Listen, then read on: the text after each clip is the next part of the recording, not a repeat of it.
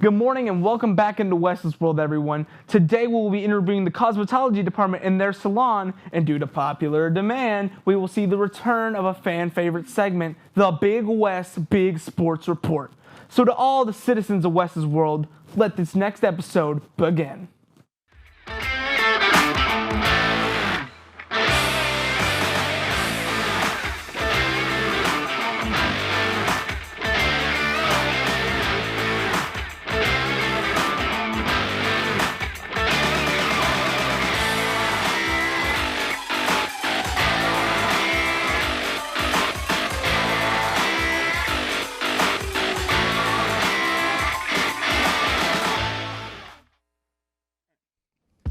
On the inaugural edition of Wes's World Travels, we are here at room 2226, the Cosmetology room, and we're going to go in there and interview them and see what's going on.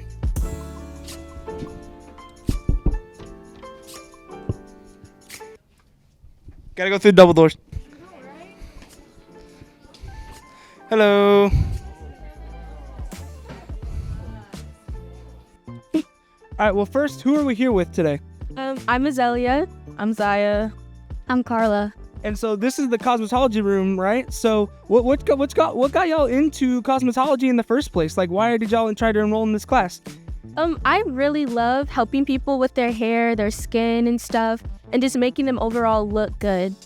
I just want to eventually open a salon, so why not take it during high school while it's cheaper? I want to find a way to sustain myself during college. Well, you said that you wanted to open your own salon, but we're in the big salon right here. Would you mind giving me just a little tour about everything that's around here? Sure. This is Miss Smith's salon. Yeah, so there's two different salons. There's this salon for Miss Smith, and then over there is Miss Harvey's salon. And this is typically where we do our open salon for Tuesday nights. You're typically over here on this side instead of Miss Harvey's side. Yeah, So we bring in clients over in the reception area, and they just come over here with any member in the salon. Well, what happens on Tuesday nights? What is this Tuesday night open salon? Like, can people just come in here?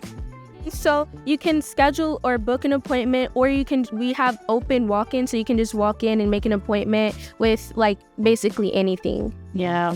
And it's like, it's not a specific person you technically work with. You can work with anybody. So You can technically request who you want to like get your work done by when you're booking, and we're trying to see to make a little pre-booking application, so stay tuned for that. yeah. So pre-booking applications and stuff. Now, I got hair. Is there is there anything y'all could do for me right now, really quickly? Because I got big eyebrows. So wax them?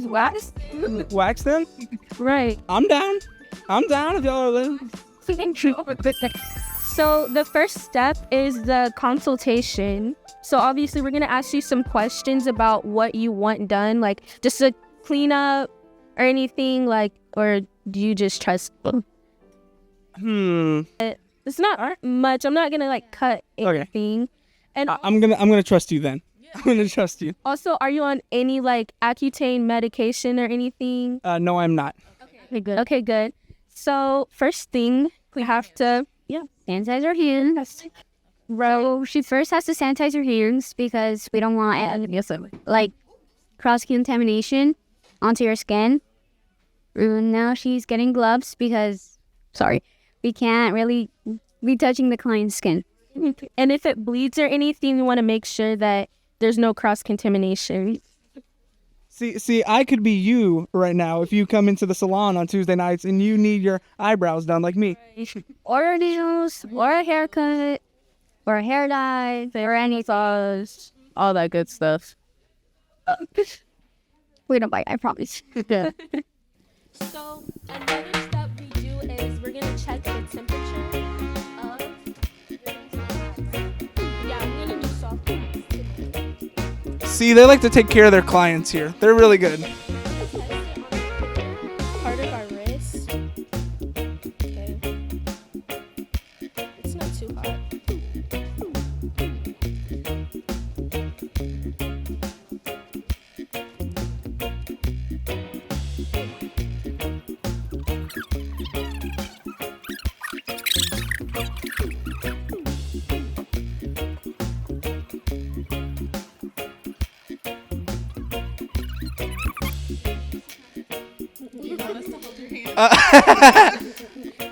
I'll just count to 3. 1, 2, 3.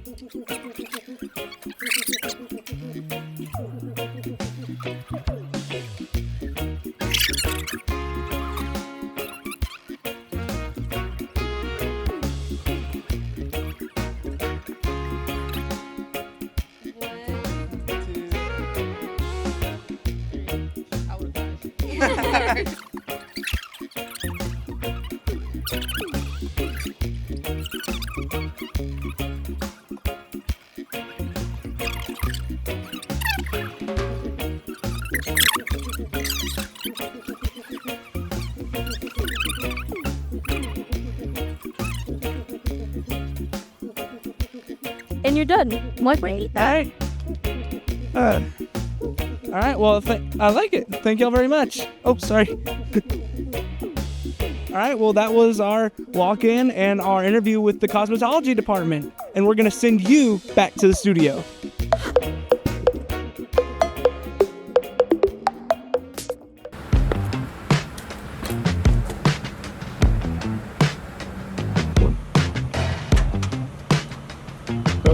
What's your ID? I left it at home, but I don't know why that's such a big...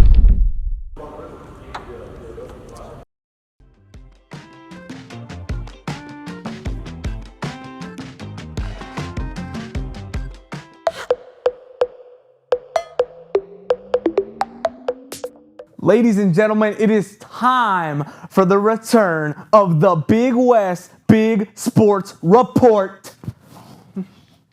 First, we're going to start off with some NFL news. Starting off, the big news of this offseason, the big storyline has been Browns quarterback Shedeur Sanders. Sanders, you've heard that last name, he is the son of legendary Deion Sanders. And due to that and how he did in college, winning the Heisman last year, people thought he was a bona fide, like a legitimate first-round pick in this year's NFL draft. But he wasn't. He slid to the 5th round where the Browns drafted him, but before that they also drafted quarterback Dylan Gabriel, and which means he is in a 4-way battle for the starting quarterback job for the Cleveland Browns. Then we have the Texans. Now, you might wonder why there's these Band-Aids over the star on the Texans logo. Well, that's because already this year the Texans have dealt with their fair share of injuries.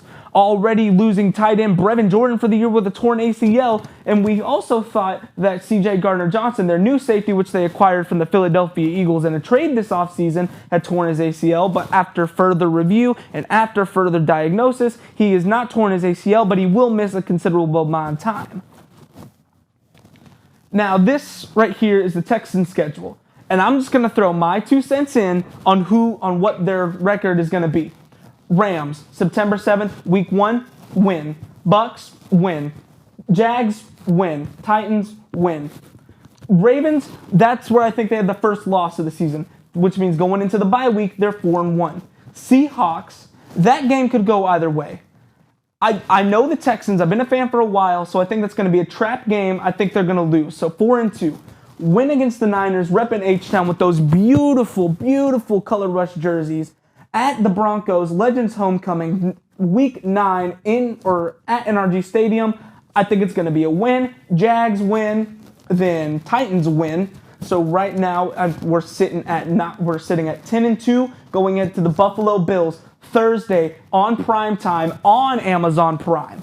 I think this is going to be one of the best matchups of the season. It's Battle Red Day, but I think the Bills get us in this one. 10-3, win against the Colts, which going 11-3 into the Kansas City Chiefs, reigning AFC champions.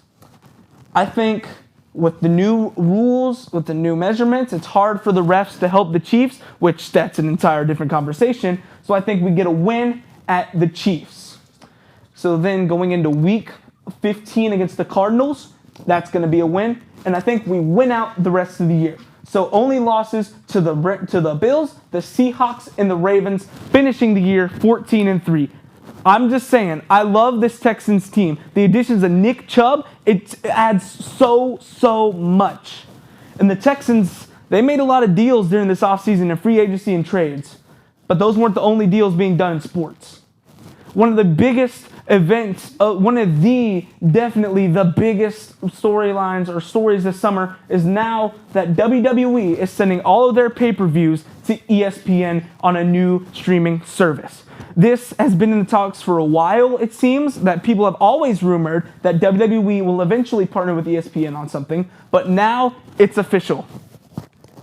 And also, speaking of streaming deals, WWE's partner in the TKO company, the UFC, has partnered with Paramount. There will be no more UFC pay-per-views, and the only way that you'll be able to get those events is on Paramount Plus, which luckily will be so much cheaper for UFC fans, where instead of paying, let's say, $80 for a pay-per-view, you could pay $15 to get all of $15 a month or $15 a pay-per-view to get all of them.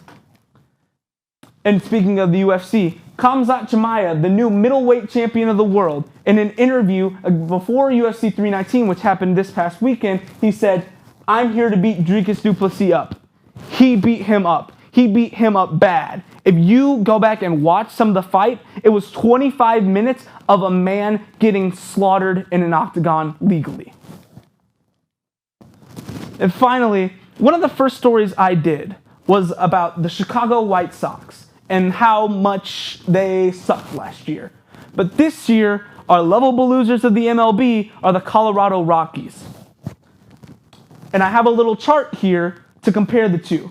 So for the 2024 Chicago White Sox, in total they had 121 losses and a negative 303 run differential. And the Rockies so far into August, they have 90 losses and a negative 330 run differential. If you ask me, there is a high chance that they overtake the White Sox. And now in this, these two jerseys, because I wanted to compare just how good they looked while they were losing. The Rockies jersey, that looks like a Taco Bell ad. I hate it. It looks like a Taco Bell promotional I just don't like it. It looks like I'm gonna get a chalupa with it. Chicago White Sox, Chicago Bulls, pinstripe jerseys. I might buy that jersey. That is an amazing jersey. So I think they won in that department. Thanks for tuning in to Wes World, everyone. Make sure to subscribe to the KTIG YouTube channel so you can catch the next episode of Wes World along with all of our other wonderful shows. Because now it is unfortunately that time of the episode where I must bid you adieu. So goodbye, mwah, and good night, bang. And I'll see you in Wes World.